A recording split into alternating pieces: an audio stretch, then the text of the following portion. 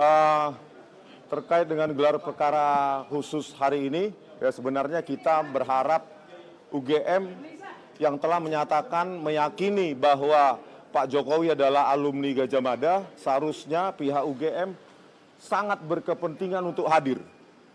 Dan juga Pak Jokowi juga harusnya sangat berkepentingan untuk hadir untuk membuktikan kepada kami dan menunjukkan kepada kami bahwa ini loh ijazah yang kalian pertanyakan.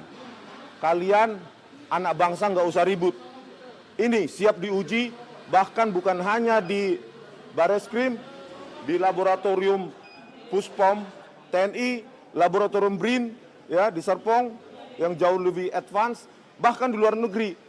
Kami siap, saya siap. Begitu harusnya statement Pak Jokowi sebagai seorang yang pernah menjabat 10 tahun sebagai presiden kita, gitu loh. Dan kami harap Bareskrim bisa menjelaskan prosedur-prosedur forensik yang telah dilakukan atau yang diklaim telah dilakukan. Terutama apa esensi yang kami ingin gali adalah bagaimana prosedur forensik ya menyatakan bahwa lembar pengesahan skripsi Pak Jokowi tahun 85 yang tidak ada lembar pengesahan penguji dan tanggal dipertahankannya, dan itu dinyatakan identik dengan skripsi pembanding dari junior maupun senior Pak Jokowi. Kita ingin melihat ya skripsi pembanding atau referensi itu yang mana, punya siapa, dan harus kita buktikan juga. Nanti saya ke UGM lagi untuk meminta Profesor Ova Emilia sebagai Rektor UGM untuk memberikan akses kepada publik terkait skripsi-skripsi tahun 1985-an sampai awal 1990-an. Ya, karena analisa saya ya, bahwa lembar pengesahan skripsi Joko Widodo itu diproduksi dengan teknologi digital, dengan hardware dan software setidaknya di awal tahun 90-an, yaitu tahun 1992 dengan dirilisnya Windows 31 yang di dalamnya ada Microsoft Office, dan di dalamnya ada teknologi PostScript Type 1 ya yang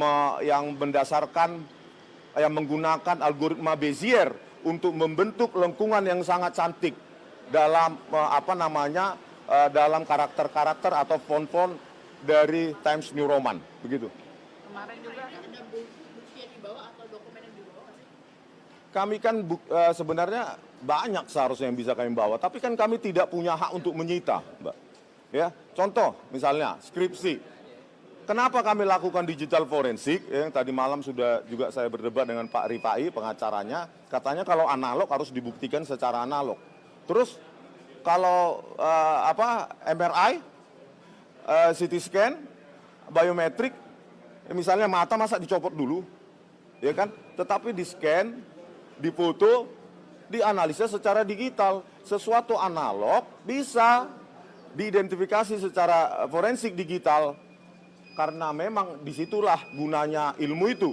Tanpa kita memiliki analog itu pun kita bisa deteksi bahwa itu barang palsu atau tidak, begitu.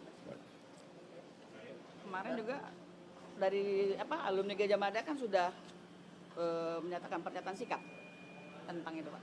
Iya, rela gama, dan saya kira karena alumni UGM ini kan menyebar di seluruh kolong dunia gitu ya. Jadi sangat susah untuk mengumpulkan para alumni UGM, tetapi ada 100 orang gitu ya, Bu ya. Nah, itu ya berkumpul. Ya kami sebenarnya karena kecintaan kami kepada alma mater Universitas Gajah Mada, yang kami tidak cinta adalah pengurus-pengurusnya sekarang yang tidak terbuka, ya. Tidak terbuka, bahkan video pertemuan kami tanggal 15 April 2025 di ruang 109 Fakultas Kehutanan UGM, ya, itu dijanjikan oleh Profesor Wening sebagai Wakil Rektor Kemahasiswaan UGM untuk dirilis secara utuh atau diberikan kepada kami utuh, tetapi sampai sekarang tidak ada, dan janji itu hanya tinggal janji. Bahkan diputar-putar, ya, Bang, di medsos, Bang. Nah, diputar-putar ya. Nah, ini padahal kami dituduh menghasut. Ketika saya dimintai keterangan pada saat undangan klarifikasi, ya, kemarin di Polda Metro Jaya, pelapor itu tidak menyediakan bukti material. Apa tindak pidana yang diakibatkan yang diduga kami lakukan penghasutan tersebut. Begitu Mbak ya? Agendanya jam berapa Pak? Agendanya jam 10. Ya, tapi saya siap-siap dulu karena kalau diberi waktu yang banyak maka saya juga punya banyak yang perlu saya presentasikan.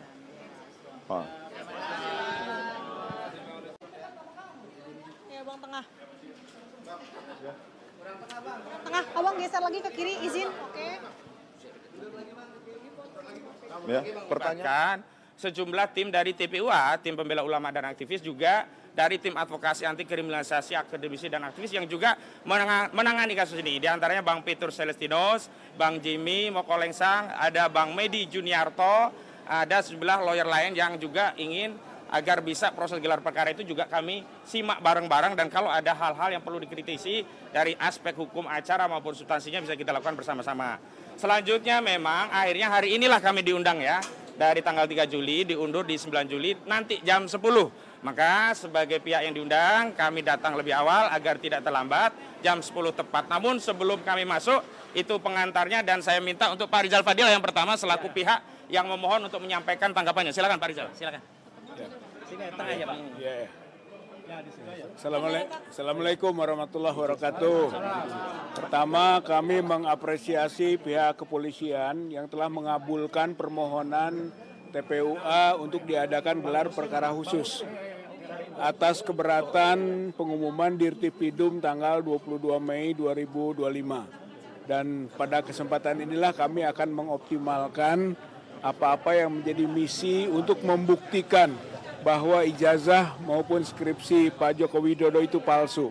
Jadi apa yang disimpulkan oleh pihak Bareskrim atau Dirtipidum bahwa ijazah Joko Widodo itu identik gitu kan dengan 3 temannya yang telah diajukan komparasinya, kita pada kesempatan ini para ahli akan membuktikan bahwa ijazah Joko Widodo itu tidak identik.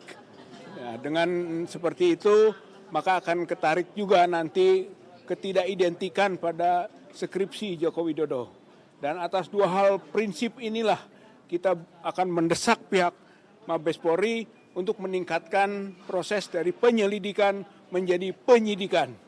Dan kalau itu sudah bisa terrealisasi, maka diharapkan Joko Widodo diproses ke peradilan.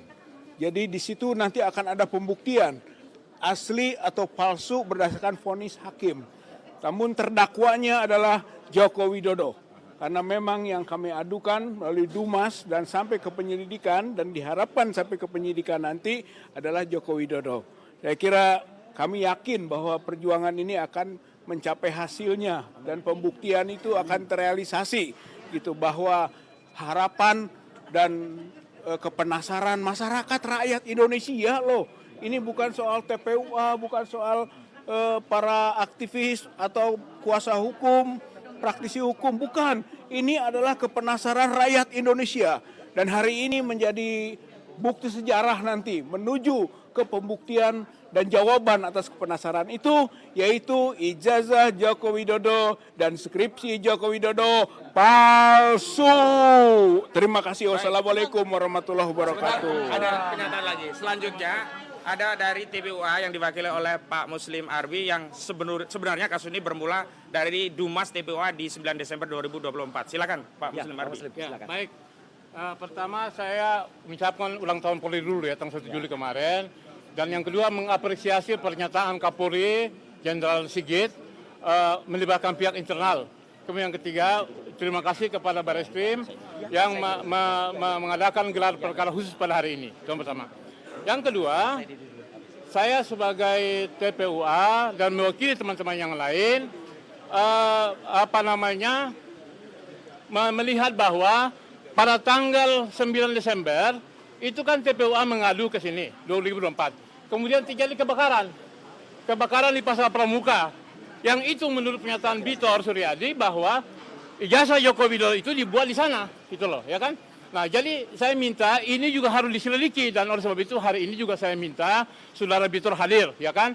Kemudian juga saya mengundang teman-teman ahli pidana seperti Dr. Taufik kemudian para ahli juga kami libatkan di sini seperti disebutkan Mas Roy, kemudian Rismond dan lain-lain dan juga Dr. Tifa. Jadi saya berharap gelar perkara pada hari ini Polri itu melaksanakan presisi, ya kan, mengayomi, ya kan, melayani dan melindungi, ya kan itu. Jadi jangan sampai kemudian 10 tahun kemarin itu banyak aktivis ulama, ya kan, ditangkap hanya karena kritik. Nah, ini kan rakyat bertanya, kami bertanya jangan dikriminalisasi. Jadi sekali lagi, jangan ada kriminalisasi seperti Dr. Roy, Dr. Risman, Dr. Tifa, dan sebagainya. Dr. Egi, Ibu Kurnia, Saudari Yarfalila. Ya. Jadi jangan sampai rakyat bertanya, ini kan persoalannya begini ya. Kalau memang Jokowi ini punya, gampang tunjukkan selesai barang itu. Di zaman SBY, ketika ada buku membongkar Reuters sekian, itu jawab dengan buku. Jangan buku dijawab dengan penjara seperti Saudara Bambang Sri dan Saudara Gusdur. Sekian, Assalamualaikum warahmatullahi wabarakatuh. Baik, sebentar. Di tengah kita ada Pak Sedido yang juga selalu mensupport perjuangan ini. Silakan Pak Sedido untuk statement terkait ini. Ya, di tengah. Ya. Terima kasih. Saya menganggap teman-teman ini adalah pejuang untuk menyelamatkan bangsa ke depan. Karena begini, ini bukan masalah ijazah palsu. Ini adalah menghentikan kelicikan, keluculasan, kebohongan, penipuan, penyogokan yang dilakukan oleh Joko Widodo selama 10 tahun dalam mengejar jabatan. Sampai anaknya pun yang wapres sekarang dipertanyakan pakai cara yang sama. Apakah cucunya juga akan melakukan hal yang sama? Nah, ini adalah penghentian keculasan, kebohongan, penyogokan, dan lain-lain kelicikan yang sudah mengakar hampir kepada seluruh lembaga negara yang dilakukan oleh Joko Widodo. Nah, negara ini hanya bisa selamat apabila cara-cara itu dihentikan. Sehingga ini harus menghentikan. Saya berharap polisi, aparat hukum menggunakan hati nuraninya bahwa bangsaku harus saya selamatkan dari kerusakan moral yang dilakukan oleh Joko Widodo demi membangun dinasti dan merebut kekuasaan. Dan itu terus dilanjutkan sekarang. Nah, kalau ini kita tidak berhasil menghentikan, maka saya tidak tahu lagi bangsa ini mau dibawa kemana, karena Joko Widodo betul-betul membangun negara ini selama setahun dengan basis kebohongan dan kelicikan, penyogokan, dan lain-lain. Terima kasih, hanya itu saja. Saya berharap bapak-bapak yang berjuang selamat berjuang, dan menurut saya mungkin Joko Widodo dan timnya cara salah memilih lawan. Karena ternyata lawannya ini tidak ada, tidak, jadi modal mereka itu adalah dua, mengancam dan menyogok. Kebetulan pejuang-pejuang ini tidak mempan lagi dua-duanya itu, jadi tidak takut diancam dan tidak bisa disogok. Sehingga berjalan terus. Terima kasih. Assalamualaikum warahmatullahi wabarakatuh. Selanjutnya, sebelum teknis akan dijelaskan di dalam, Pak Roy Suryo ingin menjelaskan apa yang nanti akan disampaikan juga di dalam gelar perkara. Silakan Pak Roy. Ya, bismillahirrahmanirrahim. Ya, jadi Assalamualaikum warahmatullahi wabarakatuh. Ya, jadi saya bersama Dr. Rismond nanti akan menjelaskan secara teknis. Intinya nanti akan saya sampaikan seperti ini ringkasannya. Jadi judulnya adalah analisis teknis ya ijazah dan skripsi 99,9% palsu. Kenapa saya bisa mengatakan 99,9% palsu? Itu nanti akan ada historisnya. Di mana pertama kali ijazah itu muncul fotokopinya itu pada saat di Fakultas Kehutanan UGM diterangkan oleh Dekan Fakultas Kehutanan waktu itu Dr. Sigit Sunarta pada tanggal 24 Oktober tahun 2022. Ini websitenya, YouTube-nya bisa dilihat. Kemudian di sini keterangannya. Nanti di dalam kalau ada waktu saya putar YouTube-nya, ya. Makanya ini ada ringkasannya. Kemudian ada juga, nah ini yang membuat gaduh sebenarnya. Unggahan dari politisi PSI namanya Dian Sandi, ya pada tanggal 1 April 2025. Ini sebenarnya yang bikin gaduh. Karena pertama kali dia upload dan dia tuliskan asli. Dan ini adalah berwarna. Kalau Sigit Sunarta tadi hitam putih, fotokopi. Kalau ini berwarna. Jadi inilah yang kemudian membuat bisa dianalisis. Ada dianalisis fotonya, fontnya oleh Dr. Rismond dan lain sebagainya. Tapi yang penting, karena berwarna dan ini sifatnya adalah elektronik, Dian Sandi mengungkap secara elektronik mengunggahnya. Maka kita periksa dengan elektronik atau digital forensik. Nah, caranya adalah dengan menggunakan namanya ELA. ELA itu Error Level Analysis. Ini contoh ELA. Kalau ijazah yang benar, maaf saya contohkan ijazah saya. Ya, kalau diperiksa ELA, ini masih akan kelihatan ijazahnya, ini hasil dari ELA. Artinya, kalaupun ELA itu full, itu masih akan tetap kelihatan ijazahnya. Lihat, teman-teman bisa lihat. Nih, ini masih ada bekas-bekasnya. Tulisan-tulisannya masih ada. Logonya pun juga masih ada. Nah, saya uji yang berwarna tadi, miliknya Joko Widodo, ketika diperiksa pakai error level analysis, pakai ELA. Hasilnya apa? Rusak. Jadi ini bukti sudah ada rekayasa. Logonya tidak kelihatan lagi, pas fotonya juga tidak kelihatan lagi. Dan kalau full, jadinya seperti ini. Artinya, kesimpulan yang pertama, hasil dari ELA, error level analysis, ijazahnya Joko Widodo itu sudah ada rekayasa atau sudah ada editing. Sekali lagi, kenapa ini digital forensik? Karena yang diunggah adalah digital, ya. Jadi bukan analog. Kemudian ada yang namanya face comparison. Foto di ijazah itu kemudian kita uji. Saya lagi-lagi daripada diprotes orang lain, saya pakai foto saya. Foto saya di ijazah tadi, yang pertama tadi, ketika dibandingkan dengan foto saya sekarang, hasilnya adalah match. Pasti sama. Ada persentasenya, nanti secara detail saya jelaskan di dalam. Tapi foto Joko Widodo yang ada di ijazah, kemudian yang ada sekarang adalah not match. Tidak sama. Foto di ijazah tidak sama dengan aslinya sekarang. Menariknya, foto ini ternyata justru mirip dengan orang lain. Orang lain itu adalah inisialnya DBU. Ya, gitu. Jadi teman-teman pasti udah pernah dengar lah siapa. Saya singkat saja, DBU. Ini malah match. Jadi foto ijazah match dengan orang lain, bukan dengan Joko Widodo. Yang menarik kemudian, sekarang Polri kemarin mengatakan sudah mengidentifikasi 3 sebagai pembanding. Mana? Nggak ada, nggak pernah disebut. Saya gentle, 3 ijazahnya saya buktikan. Ini ijazah Jokowi. Kenapa saya pakai yang fotokopi? Karena ini yang dipaparkan di Bareskrim ini. Saya tidak pakai punyanya Sandi lagi, karena ini yang kemudian dipaparkan oleh Bareskrim. Memang ini fotokopi. Lah itu kalau Anda tanya, kenapa fotokopi? Yang dipaparkan di Bareskrim fotokopi, terlipat lagi. Ini ijazah nomor 1120. Ijazah nomor 1120, sumber preskon Bareskrim tanggal 20. Saya gunakan 3 pembanding. Yang pertama adalah ijazah milik ijazah yang pertama adalah milik Pronojiwo, nomor 1115. Nah ini adalah diehardnya Jokowi.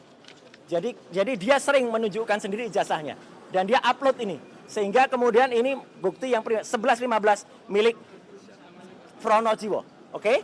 Kemudian ada ijazah yang lain yang saya bandingkan. Ijazah yang kedua, nomor 1116, urutan ini miliknya almarhum Hari Mulyono. Ijazah Hari Mulyono adalah 1116. Ini ijazahnya. Ijazah yang ketiga milik Sri Murtiningsih, itu adalah nomor 1117. Ijazah Sri Murtiningsih pun, itu saya uji. Jadi 3-3-nya ada, jelas. Saya tidak menutupi yang mau pembanding yang mana. Seperti kata Pak Rizal Fadila tadi, ini 3 pembandingnya, clear ya. Nah, hasilnya apa? Inilah teman-teman, 3 ijazah pembanding, ketika kemudian dibandingkan dengan ijazah Joko Widodo, not match, tidak identik. 3 ijazah ini identik, contohnya ini, ada logo, ada huruf A. Ini 1117 dengan 1115, Pronojiwo, ini milik Sri Murtiningsih, match. A-nya lihat, A-nya masuk ke dalam logo, A-nya masuk ke dalam logo. 1120 milik Joko Widodo, A-nya keluar dari logo. Ini artinya tidak identik. Z-nya juga, Z-nya punya Joko Widodo itu keluar dari ke atas, sedangkan yang lain itu lebih masuk ke dalam. Jadi ini detailnya ada, persentase aja, bahkan ada 6 identitas yang ada. Kemudian skripsi. Skripsi ini saya peroleh secara resmi dan legal. Ya, karena kami diterima oleh UGM pada tanggal 15 April di ruang 109 Fakultas Kehutanan, diserahkan langsung resmi juga oleh Wakil Rektor Profesor Wening Widyasmoro.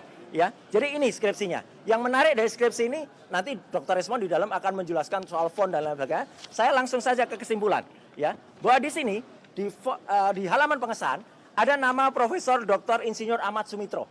Ini dibuat tahun 85 bulan November. Sebetulnya Profesor Ahmad Sumitro itu yang benar adalah bulan November itu masih doktor. Ini yang benar yang ketikan. Ini yang bukan, ini yang ketikan print baru.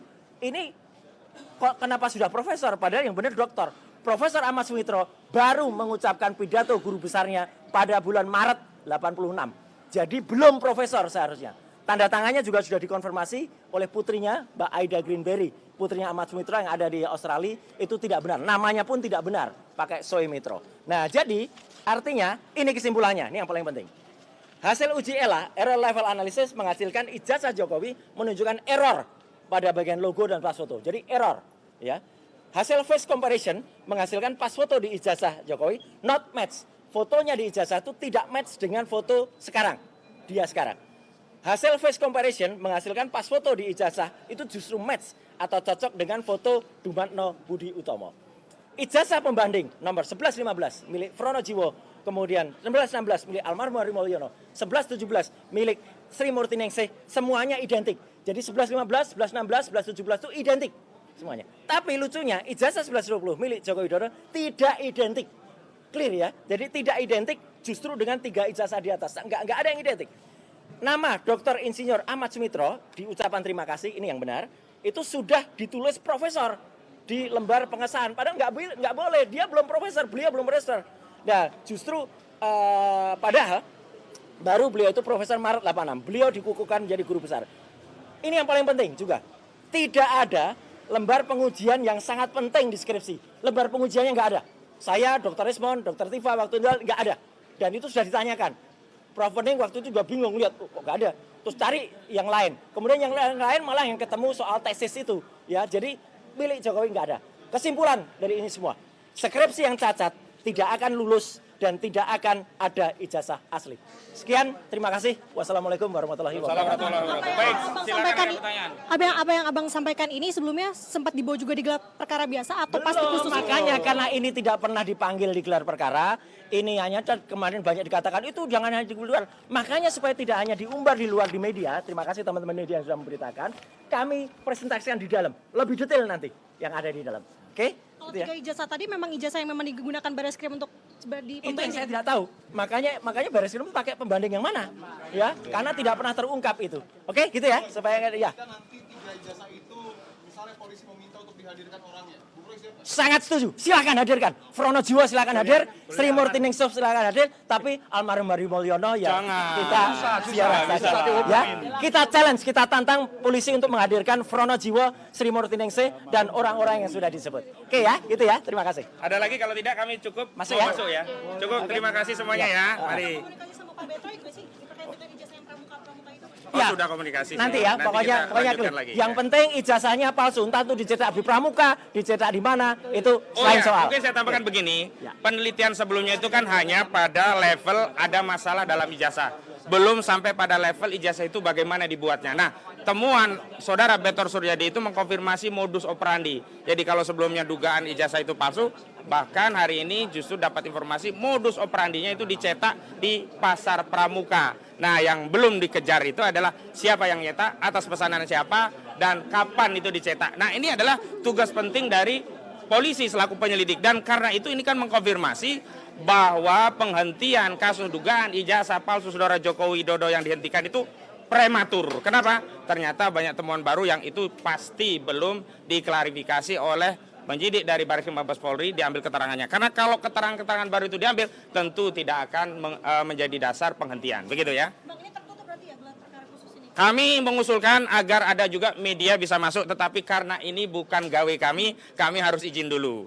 Kalau nanti ternyata Barreskrim selain menyatakan ini gelar perkara khusus, tapi juga sekaligus terbuka agar transparan, kredibel, akuntabel, maaf ya, akuntabel. Nah, nanti akan kami info dan tolong nanti bisa masuk ya, agar bisa menyaksikan langsung. Jadi bukan katanya-katanya begitu. Dengan Bang siapa Bang? Ahmad Kozinudin, koordinator tim advokasi. Terima kasih ya. Baik, terima kasih semuanya. Roy Suryo terkait kasus pencemaran